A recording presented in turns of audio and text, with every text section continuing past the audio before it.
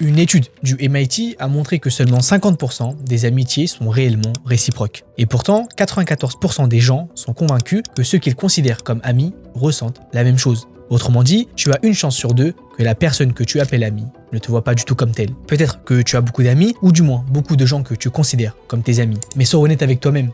Si tu devais appeler quelqu'un à 2 h du matin en cas de souci, qui décrocherait? Et surtout, qui viendrait frapper à ta porte pour t'aider? Inversement, pour qui serais-tu prêt à faire ça?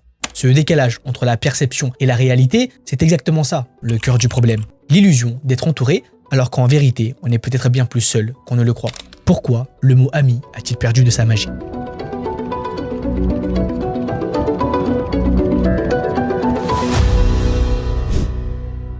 Pense à tes années d'école, de fac ou même au boulot.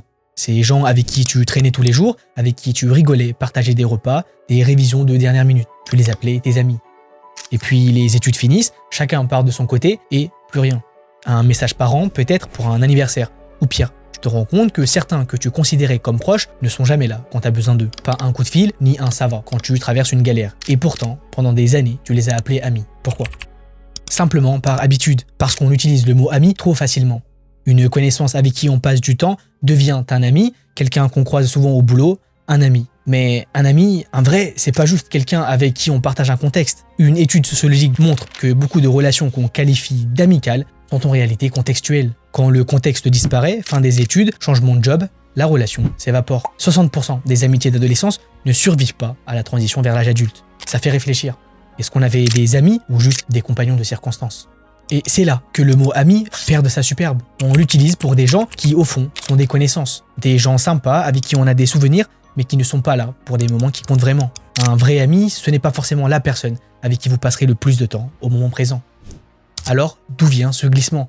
Est-ce qu'on a toujours été comme ça ou est-ce que l'amitié a vraiment changé?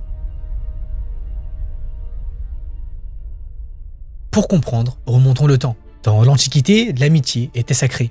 Aristote, dans son Éthique à Nicomaque, parlait de l'amitié comme d'une vertu, un lien basé sur la bienveillance mutuelle et le désir du bien de l'autre, sans intérêt caché. Pour lui, une vraie amitié, c'était rare, profond, presque spirituel. Au Moyen-Âge, l'amitié était souvent liée à des serments, des alliances, mais elle gardait cette idée d'engagement. Même à la Renaissance, les correspondances entre amis, comme celle de Montaigne et la Boétie, montrent des liens où on se mettait à nu, où on partageait tout. Mais au fil du temps, le terme s'est élargi. Avec l'urbanisation, l'industrialisation, les cercles sociaux se sont multipliés. On a commencé à côtoyer plus de gens, collègues, voisins, camarades. Et petit à petit, on a appelé amis toute personne avec qui on avait un minimum d'affinité. Une analyse sociologique menée par Veronica Policarpo a étudié les usages du mot ami et a montré qu'au XXe siècle, il tend à inclure des relations plus superficielles, notamment dans les sociétés individualistes. Aujourd'hui, en 2025, dire c'est un ami peut juste vouloir dire je le connais et il est cool. Plus besoin de serments, de profondeur ou même de réciprocité. Ce glissement, il est lié à notre mode de vie. On bouge plus, on change de ville, de job, de projet. Les relations deviennent jetables. Et pourtant, on continue d'utiliser ce mot chargé d'histoire, comme si appeler quelqu'un ami suffisait à en faire un. Et là, vous vous dites peut-être, mais attends, et ces amitiés épiques qu'on voit dans les shonen, pour citer Naruto et Sasuke, Luffy et son équipage, Gon et Killua, ces liens où on est prêt à tout sacrifier pour l'autre, ça existe, non? Bonne question. Dans les shonen, l'amitié, c'est une force. C'est ce qui pousse les héros à se relever, à se battre, à dépasser leurs limites. On regarde ça et on se dit, c'est ça, une vraie amitié. Mais soyons réalistes, est-ce qu'on a déjà vécu ça? Ou est-ce juste un rêve qu'on nous vend? Historiquement, des amitiés profondes ont existé. Pensez aux compagnons d'armes dans les guerres, aux résistants qui risquaient leur vie ensemble. Ces liens, forgés dans l'épreuve, ressemblent à ceux des shonen. Mais aujourd'hui, dans nos vies modernes, où tout va vite, où on court après nos ambitions, est-ce qu'on a encore la place pour ça? Une étude menée entre 2022 et 2023 montre que les amitiés profondes diminuent en Amérique. Parce qu'on privilégie l'efficacité, les réseaux professionnels, les intérêts personnels. On agit souvent par calcul, même inconsciemment. Appeler quelqu'un ami, c'est parfois juste une manière de garder un contact utile, pas construire un lien sincère. Et pourtant, on aspire tous à ces amitiés de shonen. On veut ce pote qui nous comprend d'un regard, qui serait là quoi qu'il arrive. Mais la vérité, c'est que ces liens demandent du temps, de l'effort, de la vulnérabilité. Et dans un monde où tout est éphémère, on a du mal à investir. Alors, est-ce que l'amitié profonde a disparu? Pas complètement, mais elle est devenue rare, noyée sous des relations qu'on appelle amitié par erreur. Mais avant, parlons d'un sujet que vous avez peut-être remarqué. Pourquoi est-ce qu'un ami se comporte différemment seul ou en groupe?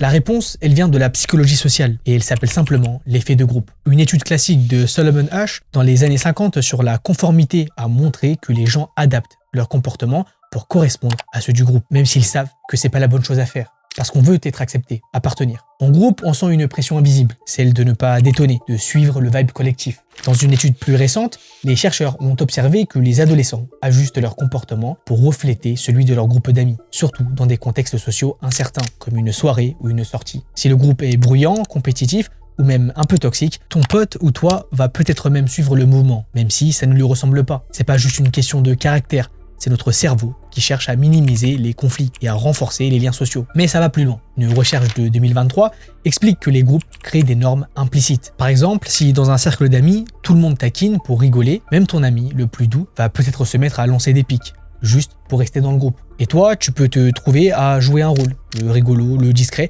celui qui suit, ce qui nous amène à un point clé. L'effet de groupe peut transformer une amitié ou la fragiliser. Ok, mais qu'est-ce que ça fait à nos amitiés tout ça ? Des chercheurs ont regardé comment les dynamiques de groupe affectent les relations entre ados. Résultat, dans un groupe, les amitiés peuvent devenir moins profondes parce que les interactions sont diluées. Quand tu es seul avec un ami, tu peux être vulnérable. Parler de trucs personnels. En groupe, c'est plus dur. Les conversations restent souvent en surface et parfois des rivalités ou des hiérarchies émergent. L'amitié de groupe est très complexe. Dès qu'on passe de 2 à 3 personnes, puis 4 ou plus, ça devient un puzzle. Chacun essaie de trouver sa place et certains se sentent mis de côté. Imagine, ton pote est super proche de toi en tête-à-tête, mais en groupe, il cherche l'attention du leader ou d'un autre membre. Ça peut créer des malentendus, voire de la jalousie. Et à force, tu te demandes, est-ce qu'on est vraiment amis ? Alors, qu'est-ce que les jeunes d'aujourd'hui pensent de tout ça ? La génération Z, née entre 97 et 2012, a grandi dans un monde hyper connecté. Mais paradoxalement, beaucoup se sentent seuls. Des recherches montrent que 61% des 18-29 ans disent avoir du mal à former des amitiés profondes. Et l'effet de groupe joue un rôle là-dedans. Les jeunes racontent qu'ils se sentent souvent obligés de performer en groupe, être drôle, cool ou d'accord avec tout le monde, au détriment de relations authentiques. Mais il y a tout de même de l'espoir. Les jeunes sont bien plus conscients de ces dynamiques. Une enquête montre que 70% de la génération Z veulent des relations plus authentiques, même si c'est plus dur. Ils cherchent des amis avec qui ils peuvent être vulnérables, pas juste des gens pour chill. Et ça, c'est une piste pour changer les choses. Car le problème de notre époque, c'est qu'on est dans un monde ultra connecté, mais qui manque d'authenticité. Si le mot ami ne veut plus dire grand-chose, c'est à cause de nous. On vit dans une société qui valorise l'indépendance, la réussite, la mobilité. On change de vie tous les 5 ans et nos relations suivent le rythme. Mais c'est aussi parce qu'on a peur. Peur d'être vulnérable, peur de s'engager, peur de se retrouver seul. Si on mise tout sur les mauvaises personnes, alors on se contente de relations légères. On appelle amitié pour se rassurer. Mais l'amitié, la vraie, elle existe encore. Elle est juste plus dure à trouver. Elle demande de faire un choix. Arrêtez d'appeler ami n'importe qui et investir dans ce qui compte. Posez-vous la question. Qui est là quand tout s'effondre ? Et vous, pour qui êtes-vous prêt à tout donner ? C'est peut-être 2 ou 3 personnes, peut-être moins, mais c'est eux vos vrais amis. Pas ceux qui disparaissent après la fac, pas ceux qui ne décrochent jamais. Et si on veut que l'amitié redevienne puissante, il faut lui redonner du sens. Oser être là vraiment, c'est-à-dire écouter, partager, prendre des nouvelles sans raison cachée. Soyez le Naruto de quelqu'un, pas juste un contact dans un carnet d'adresses. Parce que l'amitié, celle qui fait vibrer, elle n'a jamais disparu. Elle attend juste qu'on la fasse vivre.